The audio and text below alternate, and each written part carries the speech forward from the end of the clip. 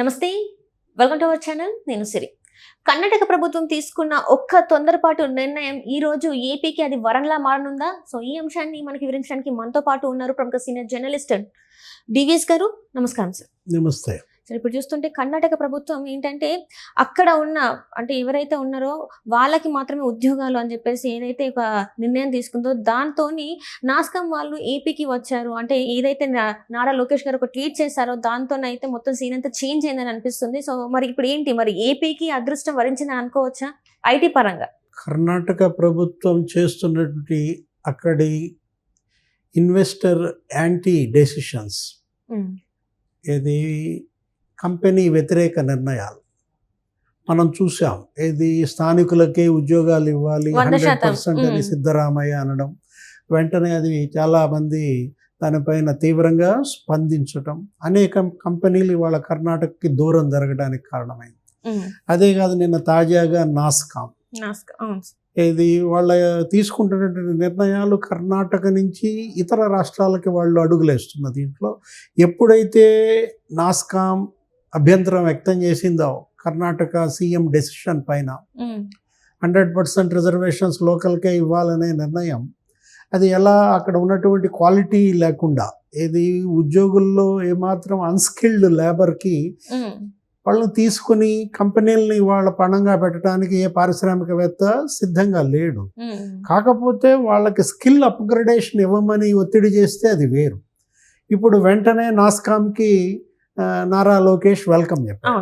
ఆంధ్రప్రదేశ్ మీకు కావాల్సినటువంటి అన్ని ఏర్పాట్లు చేయడానికి సిద్ధంగా ఉంది అనగానే నిన్న వచ్చి నాస్కామ్ ప్రతినిధులు లోకేష్తో భేటీ అయ్యారు. ఏది ఇప్పుడు నేషనల్ అసోసియేషన్ సాఫ్ట్వేర్ సర్వీసెస్, ఇవాళ ఆ ప్రతినిధులు నీకు దగ్గర అదేంటి ఒక 35 ఏళ్లుగా చేస్తాను. 3000 కంపెనీలు దానిలో అసోసియేట్ అయి ఉన్నాయి. నీకు దగ్గర మరి 250-300 బిలియన్ డాలర్స్ ఇన్వెస్ట్మెంట్ నాస్కామ్ ద్వారా 3000 కంపెనీలు. మరి అవన్నీ కూడా కర్ణాటకకి దూరం జరిగి ఆంధ్రప్రదేశ్ వైపు అడుగెట్టడం అనేది ఇవాళ పంట పండినట్టే. ఏది గత 5 ఏళ్ళు Jaganmohan Reddy investment hatred policy మనం చూసాం. ఏది పెట్టుబడిదారుల వ్యతిరేక విధానాలు, పారిశ్రామికవేత్తలను తరిమి కొట్టే విధానాలు, అనేక పెట్టుబడులు వెళ్ళిపోయాయి. ఆంధ్రాని వదిలిపెట్టి వెళ్ళే వాళ్ళ పైన ఏమాత్రం సానుభూతి లేకపోతే వాళ్ళు పోతారు, ఉండేవాళ్ళు ఉంటారు అని జగన్మోహన్ రెడ్డి ఆయన ప్రభుత్వ సలహాదారు సజ్జల కామెంట్స్ కూడా చూసాం. అమర్రాజా బ్యాటరీస్, గల్లా జయదేవ్, గల్లా రామచంద్ర నాయుడు, గల్లా అరుణకుమారి, అక్కడ చిత్తూరులో వాళ్ళు ఏంటి ఎన్ఆర్ఐస్గా ఉండి ఇక్కడ లోకల్గా ఎంప్లాయ్మెంట్ కోసం వచ్చి పెట్టారు. చిత్తూరు జిల్లాలో తెలుగుదేశం ప్రభుత్వ హయాంలో చంద్రబాబు ముఖ్యమంత్రిగా ఉన్నప్పుడు మంచి ఎంకరేజ్మెంట్ వాళ్ళకి ఇచ్చిన దీంట్లో ఎక్స్టెన్షన్ తీసుకున్నారు. ఆ ఎక్స్టెన్షన్ ఇచ్చినటువంటి ఆ భూములు ఏం చేశారు, మళ్ళీ వీళ్ళు స్వాధీనం చేసుకున్నారు. ఎవరు? జగన్మోహన్ రెడ్డి. గల్లా జయదేవ్ తెలుగుదేశంకి అసోసియేట్ అయ్యాడు అన్న కక్షతో అమర్రాజా బ్యాటరీస్కి నీకు చుక్కలు చూపించారు. వేధింపులే వేధింపులు. దాంతో ఏం చేశాడు ఆయన, 10,000 కోట్లు పెట్టుబడి ఎక్స్టెన్షన్ అక్కడ ఆపేసి తెలంగాణలో పెట్టుకున్నాడు. ఇక్కడ మహబూబ్ నగర్లో. ఇవాళ అప్పుడు కేటీఆర్ వెంటనే వెల్కమ్ చెప్పేసి భూములు ఇచ్చాడు, రాయితీలు ఇచ్చాడు.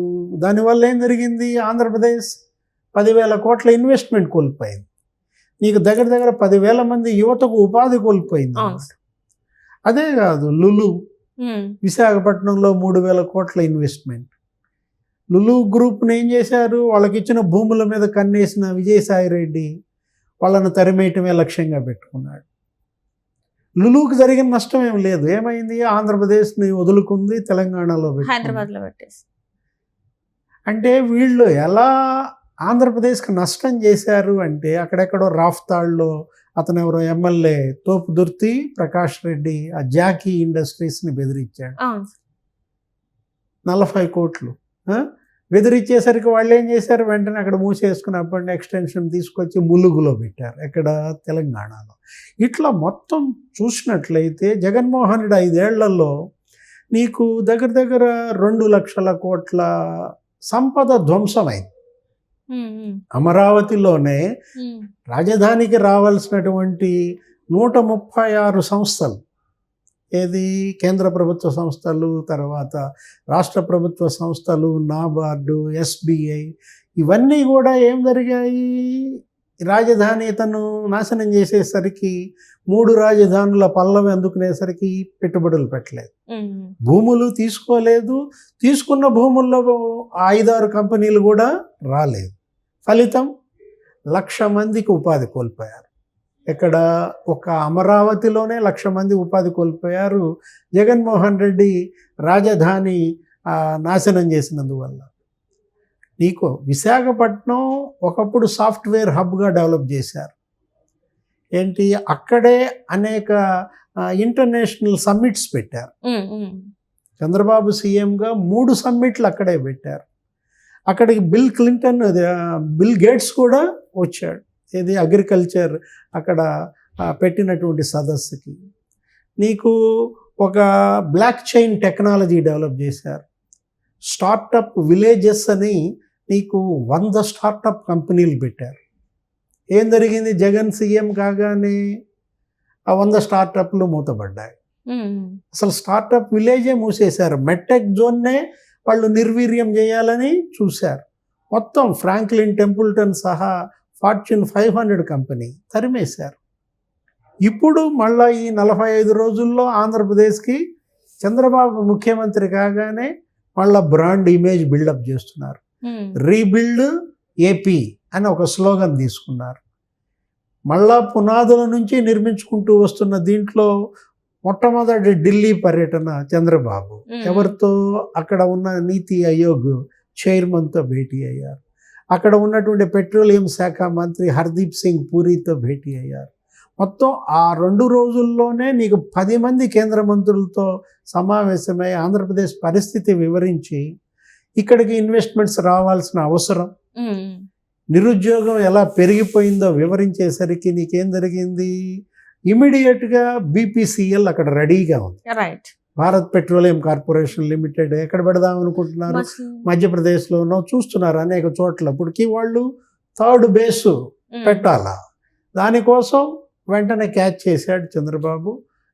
నీకు మచిలీపట్నంలో పెట్టమని, మేము 2,000 ఎకరాలు భూమి సిద్ధంగా ఉంది, మీకు ఎంత కావాలంటే అంత ఇస్తామన్న దీంట్లో విభజన చట్టం హామీ అది.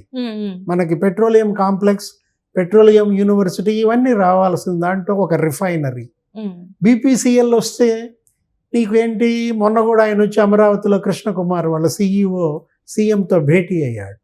25,000 కోట్ల పెట్టుబడి, నీకు 70,000 మందికి అక్కడ ఉపాధి వస్తే, అక్కడేంటి మచిలీపట్నం నీకు ఇవాళ ఒక పెద్ద ఎంప్లాయ్మెంట్ హబ్గా మారిపోతుంది. వలసలకి నీకు అడ్డుకట్ట పడుతుందన్నమాట. ఇప్పుడు ఇవాళ ఆంధ్రప్రదేశ్కి అవసరం ఏంటి, మళ్ళా ఇన్వెస్ట్మెంట్స్ డెస్టినేషన్గా ఆంధ్రప్రదేశ్ మారాలి, పెట్టుబడుల గమ్యస్థానంగా ఆంధ్రప్రదేశ్ మారాల్సిన దాంట్లో ఇప్పుడు నాస్కామ్, లోకేష్ బాబుతో ఆ ప్రతినిధుల భేటీ, నాస్కామ్ కనుక ఇవాళ ఆంధ్రప్రదేశ్లో అడుగు పెడితే నీకు ఇక రాబోయే సాఫ్ట్వేర్ కంపెనీలన్నీ మళ్ళీ ఇక్కడికి డైవర్ట్ చేసే అవకాశం ఉంది. ఒకప్పుడు హార్డ్వేర్ హబ్గా తిరుపతి చేశారు, మొబైల్ మ్యానుఫ్యాక్చరింగ్ హబ్గా. దేశంలో 10 ఫోన్లు తయారైతే 5 ఫోన్లు తిరుపతిలోనే. ఫాక్స్కాన్, డిక్సన్, మొత్తం అనేక సాఫ్ట్వేర్ కంపెనీలన్నీ అక్కడికి వచ్చేసాయి, మొబైల్ మ్యానుఫ్యాక్చరింగ్ కంపెనీలన్నీ అక్కడికి వచ్చేసాయి. శ్రీ సిటీ సెజ్ అక్కడ అనేక మందిని ఆకర్షించేలాగా మారింది. ఎందుకంటే ఇక్కడ వనరులు బాగున్నాయి, నీకు రేవు పట్టణాలు ఉన్నాయి, ఓడరేవుల్లో ఎగుమతికి విమానాశ్రయాల అభివృద్ధి జరుగుతోంది. 6 విమానాశ్రయాలు ఇప్పుడు అభివృద్ధి చేసే అవకాశం కొత్తగా వచ్చింది. మరి అటు ఇన్ఫ్రాస్ట్రక్చర్ డెవలప్మెంట్, ఇటు ఇన్వెస్ట్మెంట్, ఇవన్నీ జరిగితే నీకు ఎంప్లాయ్మెంట్ పెరుగుతుంది. అంటే అటు తండ్రి, ఇటు కొడుకు, అటు చంద్రబాబు, ఇటు లోకేష్ ఇవాళ మళ్ళా యూత్కి ఎంప్లాయ్మెంట్ లక్ష్యంగా కంపెనీలు రాబట్టడం పనిలోనే పడ్డారు.